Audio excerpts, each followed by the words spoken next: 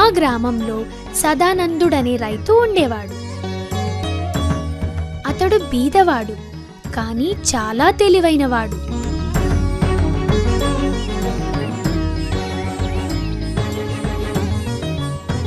అతడికి ఉన్న ఒకే ఒక జీవనాధారం తన పొలం. అది అతడికి తమ తాతల నాటి నుండి సంక్రమించింది. తన పొలంలో ప్రతి ఏడులాగే ఈసారి కూడా ఏదైనా పంట వేద్దామని ఆలోచించాడు సదానందుడు.